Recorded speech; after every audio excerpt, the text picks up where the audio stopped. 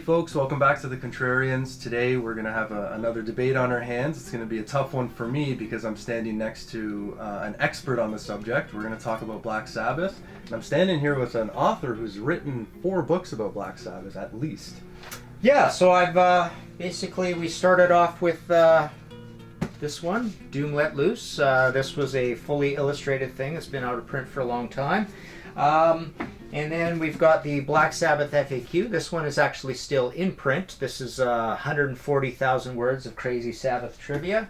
And then my old one I updated and expanded a bunch and broke it into 2 books. We've got Sabotage, Black Sabbath in the 70s, and Born Again, Black Sabbath in the 80s and 90s. Both of these are out of print also, but they are going to be coming back into print through my very cool UK publisher, Weimer. So in 2020, we're definitely going to get Sabotage. Maybe later in the year we'll get Born Again. So yeah, I definitely come to my Sabbath with definitely some geeky fandom for sure. So I'm ready to roll. Yeah, and somebody with such a wide knowledge base on the subject, like, what's your favorite Sabbath album? Well, as we know, this show is called The Contrarians, so it's a bit of a contrarian choice. You know, essentially, it's not as contrarian as some of the choices because there's a lot of places people drop down on Black Sabbath, and oddly enough, a lot of young pups are dropping down on that one as the greatest Sabbath album. Heaven and Hell. A lot of people really, you know, it's one of Ronnie James Dio's greatest Sabbath albums, and I'm starting to hear that one a lot. But my choice for greatest Black Sabbath album is this one right here, Sabotage, 1975. It's actually, sometimes more often than any other album, I think I call this my favorite album of all time, period. Yeah, this was one that I think when it first came out, the album cover kind of threw you off a little bit, right? Like you weren't sure what to expect, but I guess it's one that you've gone back to. Yeah, it's funny. I have a bit of a story about this. So as kids, I would have been 12 years old. So we had, you know, our little clique of heavy metal experts, believe it or not, at 12 years old, and we already knew all the previous Sabbath stuff. But this one, we thought, me and my main buddy Forrest Duke, we were like, we had another buddy named Jeff Cahoon, and we said, why don't you get this one? This looks a little weird. I don't know how good this is going to be, right? And we played it. And we even still thought it was a little bit weird. Like, we thought it was a little bit too proggy. The songs were long. There was, like, loud stuff, quiet stuff. It was a little hard to handle for a 12-year-old. So for a lot of years, this felt like just a bit of a weird Sabbath album. It didn't have the songs that just hit you immediately and stayed hard and heavy, and it didn't have, like, you know, 10 short songs or 8 short songs or 9 or whatever on it. So it always felt a little proggy and strange and druggy and kind of scary at times. But over the years, you know, I quickly came to love it and just found the genius in it. And just the thing I like about it, or the thing I often compare it to, is it seems like they're hanging on with white knuckles to their lives and to their career, you know, with all their might, and they're just operating at the front edge of their creativity. You know, you hear the stories about them being handed legal papers while they're recording and stuff, and they're tired, and they've been, you know, touring solidly for 5 years at this point. So basically, it just seems like the album where there's this huge amount of creativity, like Judas Priest or Queen level of creativity on it, that just goes that extra 20% over any other Black Sabbath album, I think. Yeah, I mean, back then, like, when the album was just coming out, were any of the songs on the radio? Like, had you heard any of the material before you bought it? No, that's a really good question. I mean, over time, we had a radio station out of Spokane called Creme FM. We were, you know, coming up in Trail, BC, which is just over the border above Spokane, 2 hours away. And I remember some great stories like that, where I remember getting ready with the tape recorder and taping all of Rush 2112, all of Led Zeppelin In Through the Outdoor. They'd play the whole album. But no, I don't recall hearing anything off of this. And it didn't have very many radio hits. I mean, Sabbath didn't, period. But I mean, they obviously had Iron Man and Paranoid and songs like that were on the radio. But no, this was just too weird and too dark, and the songs were too long, I think, to have anything show up on the radio. Well, Am I Going Insane was like a radio single. If you had heard that on the radio, would that have pushed you to buy the album? No, it would have made us run 100 miles in the other direction, because that's my least favorite song on it. I mean, it's obviously the mellowest song on it, that and Super Czar, you know, which is kind of like a big prog epic instrumental. Am I Going Insane is just this weird little strange dark pop ditty. But every single other song on the record is super heavy. But yeah, no, that's definitely it is the worst song on the album. Not just my least favorite. I think it is the worst song on the album. Arguably worst Black Sabbath song. Well, there's a lot of bad songs, I think, in the Tony Martin era. I'm not blaming Tony Martin, but there are a lot of really kind of just cheesy, bad, phoned-in heavy metal songs. So, yeah, no, if I had to go, I'd probably find most of my least favorite Black Sabbath songs from that era. From other eras, yeah. So maybe worst Ozzy song with Black Sabbath. Yeah, boy, that's a good question. I'm sure there are a few others. You know, I don't like Who Are You very much off of Sabbath Bloody Sabbath, you know. Unfortunately, that's another one that Ozzy had a hand in the writing of. But it is just kind of a keyboardy sort of song. Which is another great Sabbath album, and what's difficult about this debate is I love Black Sabbath. I love all the albums with Ozzy. I love the albums with Dio. I love Born Again is a great album. Like, I love all different eras of Black Sabbath. But like intellectually, like looking at everything the way it is, like I would have to say the best Black Sabbath album is Paranoid, which is this one right here. Like it's to me, it's hard to argue against that. Like if you, the theme of the album, I mean, basically was the template for all the albums that came afterwards. You had Black Sabbath before that, right? But Black Sabbath was it was like dark, bluesy, progressive. Paranoid basically set the template in terms of themes, like songwriting themes. Like on Paranoid, like there's themes about mental illness, drug addiction, the world ending, themes about war. Like that's pretty heavy stuff. Yeah. Like that, just in terms of themes, like that's heavy. Like when you listen to those songs. True. And the classic Sabbath songs are off of Paranoid. Paranoid you could relabel the best of Black Sabbath. Most people would pick it up and not notice. Yeah. Paranoid, Iron Man, War Pigs, Fairies Wear Boots, like Hand of Doom is just probably the hidden gem of Black Sabbath songs. Like even though it comes off of their best-selling album of all time, that's a song that like it's probably my favorite Black Sabbath song is Hand of Doom. Yeah. And I love Sabotage. Yeah. But when you look at everything, like in terms of album sales, I went to go see Sabbath a couple of years ago with the three of them, without Bill Ward. And they mostly did Paranoid. It was almost Paranoid live, with a few other songs here and there. And I don't think they did anything off of Sabotage except maybe Symptom of the Universe. Yeah. Might have been the one song they did. Well, you bring up an interesting point, because the one thing, you know, deep Sabbath fans also love about Sabotage is it's basically got Ozzy's greatest singing performance. Like, he's singing really powerfully and quite high, but when he sings high on this album, like on Megalomania, for example, I mean, he just has this screechy kind of malevolent power to it, that it doesn't sound like thin high Ozzy. So that's one of the reasons throughout the years, you know, Ozzy has come out and said this, that these songs are actually quite hard to sing. I mean, he said that about Osmosis as well. This was kind of recorded too high range for him. So basically, I totally understand. I mean, Paranoid, you're right about the hits. I did a book called Riff Raff, the top 250 heavy metal songs of the 70s, and Paranoid won that whole poll, and it won the earlier version of that book from 2003 as well. Massive, massive song. And I believe that album is 4 times platinum in the States. It sold a lot of albums. Yeah. What's interesting about Paranoid, actually what I learned from reading your book about Black Sabbath in the 70s, was Paranoid was kind of a last minute song, wasn't it? Yeah. Wasn't it something they were just kind of throwing together? And they were even kind of afraid it sounded too much like Communication Breakdown, and they weren't sure if they even wanted to put it on the album, but it ended up being the title of the album. Yeah. Another thing in your book, which I thought was interesting, was that wasn't supposed to be the title of the album. It was supposed to be called War Pigs. Right. But the label didn't want it associated with the Vietnam War and stuff like this. Yeah. And they were afraid that people wouldn't recognize the front album having anything to do with the title. Yeah. But I, as a kid, when I bought this album, or however old I was preteen, I didn't know that. Like, to me, this guy looks like he's paranoid. Yeah. Like, the album cover to me always fit with the title. Yeah, exactly. Yeah. Although Sabotage has a cool album cover, like Ozzy's in a kimono. Like I love Sabbath. Like, it's a hard debate. Yeah. But, like, really, you gotta think with your head, and Paranoid's the pick. You know? And just, you know, to point out another couple of things, I don't have it here because it's framed on the wall out of view here, but Sabbath Bloody Sabbath gets picked often as a favorite Sabbath album. It's probably my second favorite. And like I say, Heaven and Hell gets picked as well. that's pretty much it.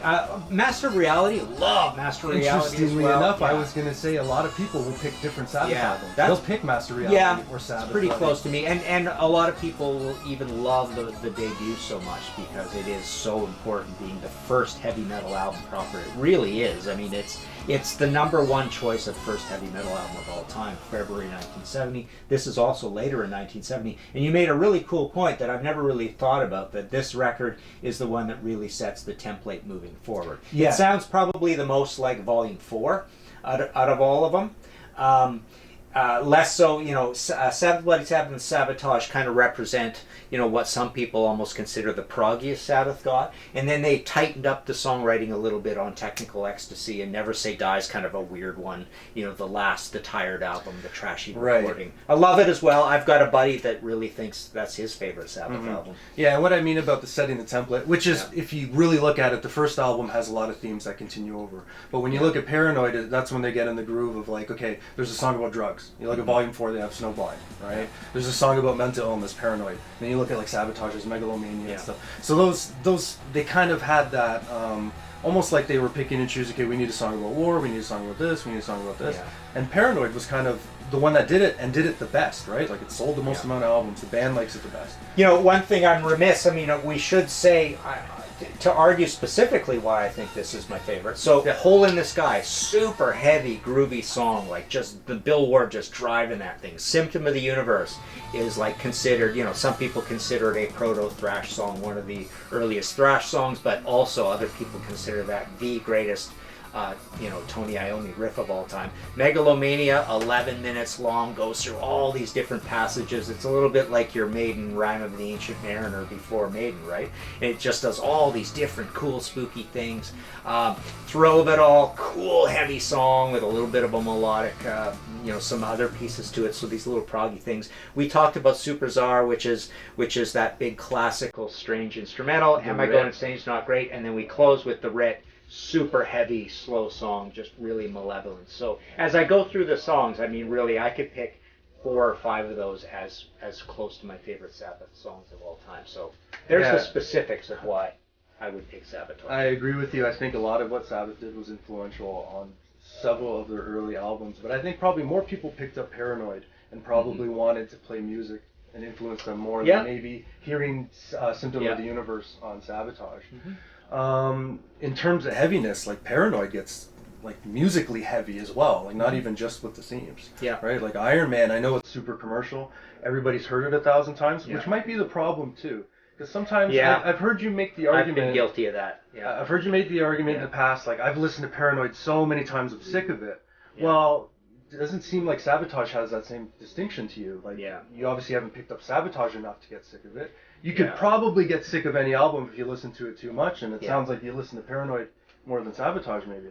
Yeah, and I think the sophistication of the production on Sabotage makes it last longer than Paranoid. I think Paranoid is just a little simple and raw, and I've often, when I've been denigrating Paranoid, I've often said it's kind of cold and clanky, and it kind of depresses me a little bit. And I feel that about Paranoid, the first album, and Volume 4. Not so much Master of Reality or Sabbath, Bloody Sabbath. And moving forward, I'm a huge fan of Technical Ecstasy and Never Say Die. Yes, as am I. Love both of them, right? I love both of them too, but I wouldn't put them next to Paranoid. Yeah, and I just know. And in the Aussie era, almost every Sabbath fan is going to pick those last two as the worst two. Right? That happens a lot. But no, I just feel it's got so much sophistication to it, and as I've always said, 1975, when I'm like fighting those Zeppelin people, I love Zeppelin too, and I often call Physical Graffiti my favorite album of all time, but basically, I when I'm defending this one, I say Sabbath, accomplished what Led Zeppelin had to take 2 records to do. Sabbath was able to cover that much space in the space of 1 record, and I really do believe that. Obviously, there's certain things they don't do that Led Zeppelin did, but I think there's as much sophistication packed into this as there is into physical graffiti. And then, but all the music snobs of the world will say, oh my God, no, Led Zeppelin's way more godly than Sabbath, is way more talented Sabbath, or, you know, cavemen compared to Led Zeppelin, which I think is just a bunch of bull. I think there's more smarts packed into this record than on physical graffiti. Yeah. One thing I want to call back to before we move on, because I would like to talk about some of the stuff they did with Dio and Ian Gillan and the Eternal Idol and stuff like this, is you had mentioned earlier that people look to Sabotage because of Ozzy's singing performance on that, and he sings really high. I like when he sings low. Like I like Paranoid Electric Funeral.